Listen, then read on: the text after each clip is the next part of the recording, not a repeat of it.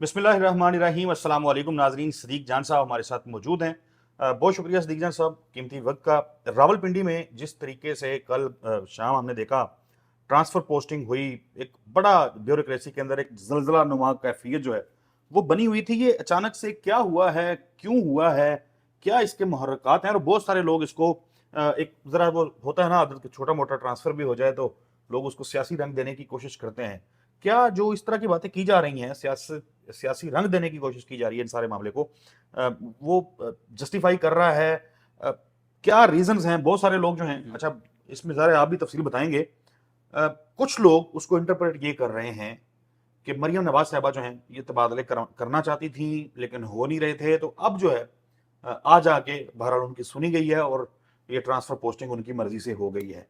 क्या ये मौकफ, ये जो बात हो रही है, ये ठीक है या असल कहानी अगर कोई और है तो वो क्या है? देखिए ऐसा चौधरी साहब, मैं आपको एक बताऊं कि ये है तो एक ब्यूरोक्रेसी में एक बहुत बड़ा ज़लज़ला पिंडी के अंदर। और इसमें मैं आपको बताऊं, मैं इसको ये मैंने एक दोस्त से बात की, मुख्तलिफ दोस्तों से आप बात करते हैं कि यार ये क्या वजह है।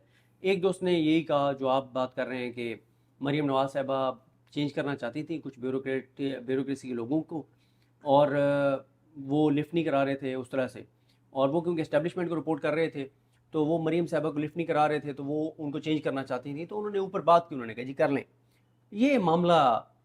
मैं मतलब हो सकता है ये बात ठीक हो लेकिन मुझे हजम नहीं हो रहा। देखें ऐसा चौधरी साहब, अगर चेंज होना था तो कोई एक चेंज हो जाता ना। ठीक। आपने उठा के ऊपर से नीचे तक तमाम ब्यूरोक्रेसी, कमिश्नर से कमिश्नर गया, डीसी गया, सीपीओ गया, एक रेवेन्यू का बंदा गया, 2 एसी गए, 2 और लोग गए, टोटल 8 लोग एक दिन में गए हैं पिंडी की ब्यूरोक्रेसी से। 8 लोग 1 घंटे में सब नोटिफिकेशन हुए हैं। ये क्या हुआ है? देखें ऐसा चौधरी साहब, अगर आप बार बार हम ये अर्ज करते हैं कि देखें, एक होता है जब आपके पास इन्फॉर्मेशन होती है ना तो आप पूरे धड़ल्ले से कहते हैं कि ये मेरी इन्फॉर्मेशन है। बाकी एनालिसिस आपका ठीक भी होता है, गलत भी होता है, आप डॉट्स कनेक्ट करते हैं, कई बार वो चीज़ें ठीक होती हैं, कई बार गलत भी होती हैं, एनालिसिस आपको जो होता है। देखें ऐसा चौधरी साहब, आप अगर इसको सीक्वेंस को थोड़ा सा पीछे ले जाएं, पीछे आप लेके जाएं, पहले कॉलम लिखते हैं सुहेल वड़ाई साहब, और सुहेल वड़ाई साहब कहते हैं कि बजट के बाद जुलाई से इस हुकूमत का जवाल शुरू हो जाएगा। नुसरत जावेद साहब कहते हैं कि ये निज़ाम ऐसे हाइब्रिड सिस्टम नहीं चल सकता। हफीजुल्लाह न्याजी साहब कहते हैं कि इस हुकूमत का 9 अप्रैल 2022 करीब है। सफीना खान उधर से ट्वीट करती हैं और कहती हैं कि एक नून लीग की मिनिस्टर ने बाहर प्रॉपर्टी खरीदी है लंदन में। शायद मितला साहब ट्वीट करते हैं, वो तो बहुत सख्त करते हैं मरीम औरंगजेब का नाम लिख के। फिर क्या होता है कि फैसल वाडा साहब सामने आते हैं और वो कहते हैं कि ये स्कैंडल्स का साल है और वीडियोज आएंगी, फोरेंसिक शुदा आएंगी, बहुत कुछ वो कहते हैं। अच्छा, फिर इसी तरह से करते कराते गरीदा फारूकी साहब एक ट्वीट करती हैं और वो कहती हैं कि एक अहम सिक्योरिटी जरिए ने मुलाकात की सहाफ़ियों के साथ, और वहाँ पे ईरान अमेरिका जो मुआहिदा MOU है उसके ब्रेक थ्रू में वज़ीर-ए-आज़म शहबाज शरीफ का रस्मी तौर पर नाम लिया गया था, लेकिन मेन क्रेडिट फील्ड मार्शल को दिया गया था, और जो खबर जारी किया उन्होंने, टिकट जारी किया, उससे शहबाज शरीफ का रस्मन नाम भी निकाल दिया। जो MOU के ऊपर ट्वीट करते हैं मोहसिन नकवी साहब और फैसल वाडा साहब, वो उसमें शहबाज शरीफ का क्रेडिट ही शहबाज शरीफ को नहीं देते। फिर करते कराते इसाक डार साहब वाला हो जाता है। इसाक डार साहब वाले पे हम अगले एक किसी वीडियो में बात करेंगे। उसमें भी आप देखेंगे पहली बात तो यह है कि तसव्वुर नहीं है कि ये FIR हो सकती थी। अच्छा, अगर ये FIR होनी भी थी तो ये FIR वीक की जा सकती थी। अगर ये FIR ऐसे भी होनी थी तो टीवी चैनल, तसव्वुर नहीं है कि टीवी चैनल इसाक डार साहब का नाम लेते। लेकिन जिस तरह से तसल्ली से उन्होंने कहा नायब वज़ीर आज़म वज़ीर ख़ारजा इसहाक डार के करीबी अजीज, अगर इस खबर को टीवी चैनल्स पे चलवाना और प्रॉपर चली है तो चीजें इतनी चौधरी साहब सादा नहीं है। अब आए इस चीज के ऊपर कि एक ही घंटे के अंदर पूरी ब्यूरोक्रेसी उड़ जाती है। देखिए चौधरी साहब, एक और FIR यानी 1 घंटे के अंदर तो ये जो हुआ रावलपिंडी है, इसके अलावा हमने देखा अटक में, मुल्तान में, दीगर अजला में भी तबादले और बहुत सारे असिस्टेंट कमिश्नर्स जी। अच्छा, आप जारी रखें जो बात कर रहे हैं। मैं सिर्फ ना मेरे जहन में इसलिए आ रहा था कि वो नुसरत जवेद साहब ने एक ट्वीट किया था, वो भी तस्करा उसका हो रहा था। बिल्कुल। तो अच्छा, उन्होंने जो लिखा था ना तो वो ज़ाहिर है हमने उसको ट्रांसलेट किया। इतनी अच्छी हमारी इंग्लिश नहीं है, हमने चैट GPT का भी सहारा ले लिया कि वो क्या कहती है, तो फिर वो फिक्रे थोड़े ठीक हुए। तो वो انہوں نے جو لکھا اس کا ترجمہ جو ہے کہ سایوں میں گونجتی سرگوشیاں اب پہلے سے شیڈو، سایوں میں گونجتی سرگوشیاں اب پہلے سے زیادہ بلند ہو چکی ہیں، سنسنی خیز کہانیوں کا موسم شروع ہو چکا ہے، چھپے ہوئے راز اب روشنی میں آنے کے لیے بےتاب ہیں، اب کوئی بھی محفوظ نہیں، نتائج کے لیے تیار رہیں کیونکہ ان کے وار ہمیشہ آپ کی توقع سے زیادہ شدید ہوتے ہیں۔ تو پھر یہ انہوں نے ٹویٹ کیا تھا ودن 20 آورز ہم نے دیکھا کہ اکھاڑ پچھاڑ ہو۔ بالکل دیکھیں چودھری صاحب، پنڈی کے حوالے سے نا کیا خبریں آ رہی تھیں، پنڈی کے اندر خبریں آ رہی تھیں، کچھ تو اہم نون لیگ کے جو لوگ ہیں پنڈی میں ان کے خلاف کچھ لوگوں نے ویڈیوز بھی بنا کے لگائیں کہ ہمیں یہ ہمارے ساتھ کیا گیا۔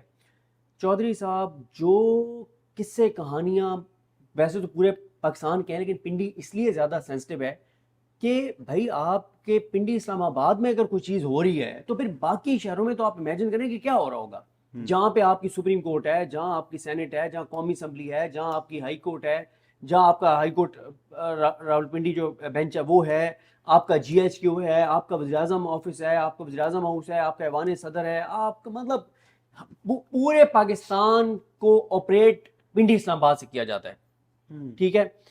وہاں پہ اگر یہ صورتحال، آپ کس سے کہانی کیا آ رہے تھے، ایک تو یہ آ رہا تھا کہ نون لیگ کے فلاں بندے کو پر منتھ اتنے پیسے جا رہے ہیں، یہ زبان زد عام، پھر ایک مطلب فلانا کام کرانا ہے تو اتنے پیسے، فلانا کام کرانا ہے اتنے پیسے، دیتا دلیری کے ساتھ واٹس ایپ کے اوپر لوگ دکھاتے تھے کہ بھائی جان یہ سیٹیں خالی ہیں، اس کتنے پیسے، اس کتنے پیسے، اس کتنے پیسے، مطلب یہ بالکل دیتا دلیری کے ساتھ۔ اس میں سب سے زیادہ جو پیسہ بنایا جاتا ہے نا وہ بنایا جاتا ہے پراپرٹی کے اندر، سب سے زیادہ۔ آپ دیکھ لیں پنڈی اسلام آباد میں پورے پاکستان کی سب سے زیادہ ہاؤس سوسائٹیز پنڈی اسلام آباد میں، سب سے زیادہ ہاؤس سوسائٹیز پنڈی اسلام آباد میں، اور سینکڑوں کے حساب سے تو لکھا ہوا ہے کہ غیر قانونی ہے۔ اب آپ دیکھیں نا، ہزاروں اوورسیز پاکستانیوں کے کیسز عدالتوں میں پینڈنگ ہیں، ٹھیک ہے، ہزاروں پاکستانی، 20 لاکھ کیسز پینڈنگ ہیں آپ کی ڈسٹرکٹ جوڈیشری میں پورے پاکستان میں، 20 لاکھ کیسز، اور ان میں سے آپ صرف ان ہاؤس سوسائٹیز کے جو لوگوں نے فائلیں لی ہیں، جو کچھ لوگ مطلب وہ ہزاروں میں۔ دیکھیں مسئلہ کیا ہے، جب آپ بیوروکریٹس کو اپنے ذاتی مفادات کے لیے غیر قانونی کام کرنے کے لیے استعمال کرتے ہیں نا، وہ ایک کام آپ کے کہنے پہ کرتے ہیں تو ان کو مل جاتا ہے لائسنس ٹو کل، جس طرح ہوتا ہے نا لائسنس ٹو کرپشن، ان کو مل جاتا ہے، وہ کہتے ہیں اب مجھے کوئی نہیں پوچھ سکتا، پھر وہ ایک کام آپ کے کہنے پہ کرتا ہے تو 10 وہ اپنی مرضی کے کرتا ہے، 2 نمبر سر انت مچی ہوئی تھی۔ اور پھر اس میں ایک چیز بہت امپورٹنٹ ہے کہ جو 3 بندے مین ڈی سی، کمشنر اور سی پی او چینج ہوئے ہیں، وہ تینوں لائن حاضر ہوئے ہیں، کھڈے لائن لگے، نئی پوسٹنگ نہیں ملی، نئی پوسٹنگ ان کو نہیں ملی۔ دیکھیں اسد چودھری صاحب، اب نون لیگ کی نا ایک یہ وہ لوگ ہیں جو 9 مئی کے بعد سے لگے ہوئے تھے، اور 4-5 سال سے، کچھ تو 4-5 سال سے لگے، 4 سال سے جی، ٹھیک ہے۔ ان کی نا ایک نون لیگ کے ساتھ ایک بہت قربتیں ہو گئی تھی نا، بہت زیادہ قربتیں ہو گئی تھی۔ اب آپ سنیں گے یہ بات، آپ سنیں گے، آج میں آپ کو بتا رہا ہوں کہ جو نئے لوگ آئے ہیں وہ نون لیگ والے ان کو ایکسیس کر رہے ہیں اور وہ ان کی بات ہی کوئی نہیں سن رہے، یہ آپ کو شکایات سننے کو ملیں گی، ٹھیک ہے۔ پرانوں کے ساتھ مسئلہ یہ تھا کہ 9 مئی کے بعد کیا ہو رہا تھا کہ 9 مئی کے بعد بیوروکریسی کو یہ کہا گیا تھا اور پولیس کو یہ کہا گیا تھا کہ نون لیگ والے جس کا لکھ کے بھیج دیں کہ اس کو کلیئر کر دیں، اس کو آپ نے کلیئر کر دینا ہے، اور نون لیگ والوں کو کہا گیا تھا کہ جو بندے ان سے آپ دعائے خیر دلواتے جائیں اپنے ساتھ نون لیگ میں، آپ ان کو کرواتے جائیں اور وہ کلیئر ہوتے جائیں گے۔ وہیں سے بیوروکریسی پولیس اور نون لیگ کا ہو گیا تھا گٹھ جوڑ، پھر وہ مال پانی میں بھی ہو گیا۔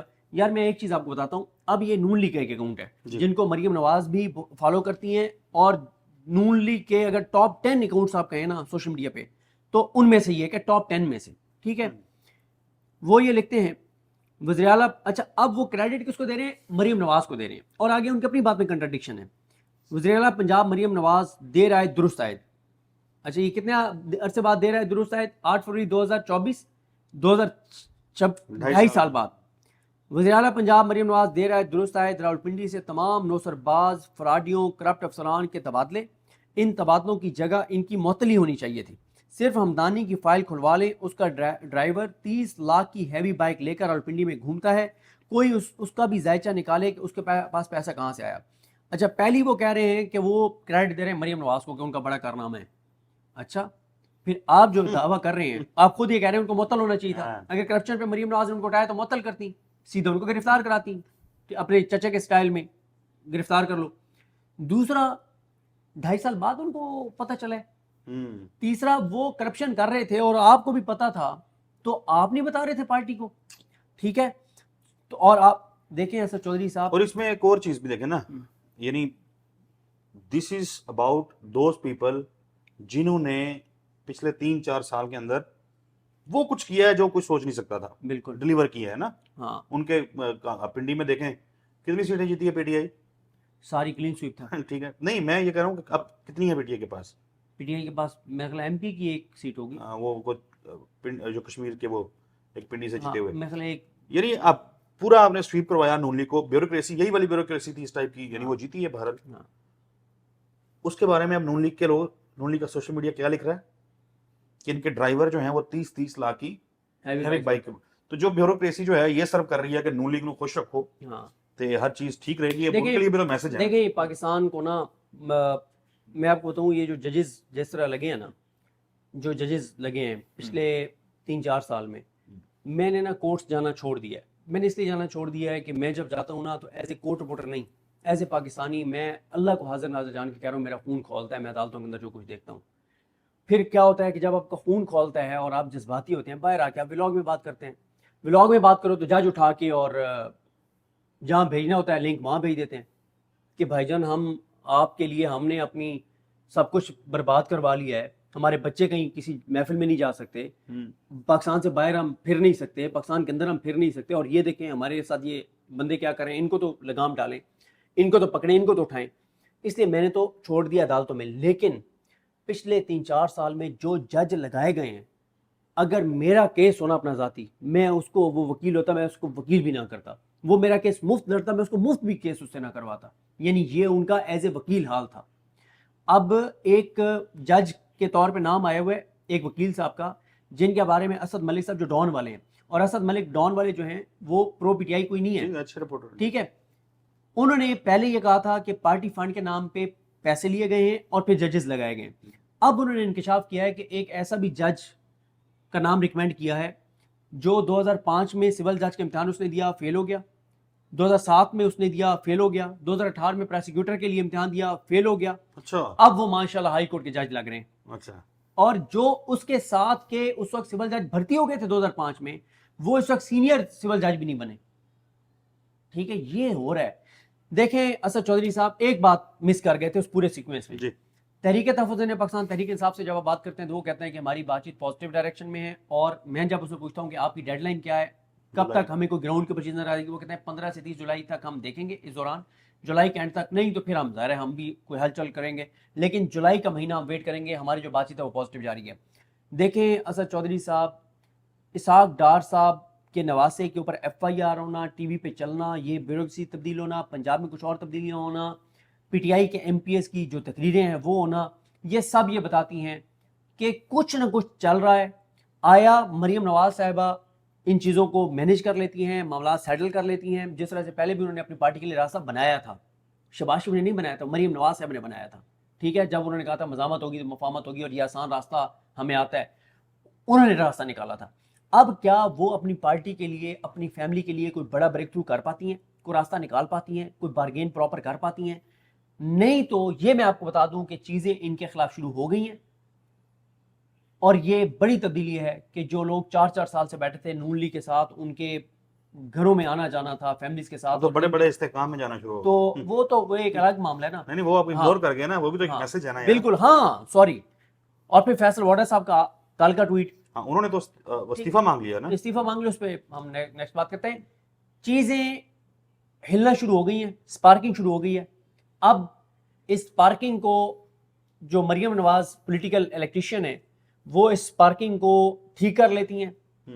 گیم ان کے ہاتھ میں ہے، کیونکہ میاں صاحب کا مینڈیٹ ان کے پاس ہے، شباز شریف کے پاس نہیں. تو صدیق جان صاحب یہ سمجھتے ہیں ناظرین کہ یہ جو پنڈی کی خاص طور پہ جو 8 ٹرانسفر پوسٹنگ کے ایک گھنٹے میں نوٹیفکیشن، یہ مریم صدیق جان صاحب کا یہ خیال ہے کہ یہ بظاہر مریم نواز صاحبہ جو ہیں یا پنجاب حکومت جو ہے اس کی خواہش کے اوپر نہیں ہوا، بلکہ اس کے پیچھے لمبی چوڑی کہانیاں ہیں. دیکھتے ہیں کون سی کہانیاں اور قصے جو ہیں وہ سامنے آتے ہیں. ویسے ممتاز بھٹی صاحب کا میں تذکرہ کرنا چاہ رہا تھا, ہاں.